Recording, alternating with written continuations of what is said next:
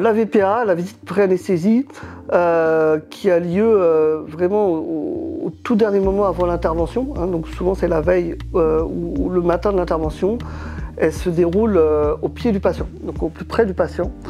Et la principale difficulté que pose ce temps d'échange avec le patient, c'est comment on va tracer les données.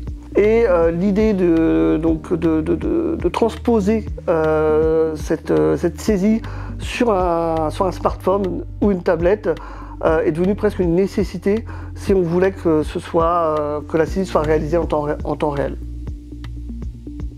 Ce qui se passait en pratique, c'est qu'effectivement, il ne peut pas y avoir un PC dans chaque chambre, même un PC portable, c'était compliqué. Et donc les professionnels écrivaient les données et allaient les ressaisir ensuite sur un poste, sur un panel PC, ce qui n'était pas l'idéal.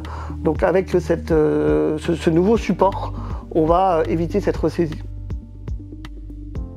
On évite les risques de se tromper de dossier lors de la ressaisie et on sécurise les informations en validant au pied du patient, en se connectant sur le dossier du patient dans la chambre du patient et on est sûr de ne pas se tromper de données.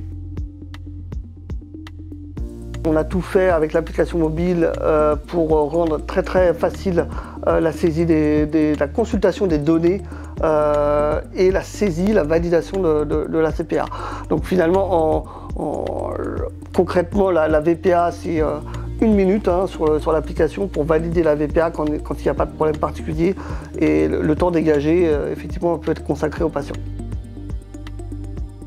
C'est un outil qui fonctionne sur un Wi-Fi dédié, mais qui va se connecter au serveur de base de données du logiciel. Donc finalement, c'est le support qui change. Les données, elles, sont stockées toujours au même endroit. On garde la même interopérabilité qu'avec le logiciel qui est installé sur les panels PC. On a accès aux résultats labo, à différentes informations nécessaires pour la VPA. On a trouvé ça plutôt intéressant de fournir sur cette application un tableau de bord des différentes salles avec pour chaque anesthésiste une synthèse de leurs patients et des éventuelles alertes qui peuvent les amener à aller voir plutôt tel patient dans telle salle et laisser peut-être l'infirmier anesthésiste gérer les patients qui vont bien.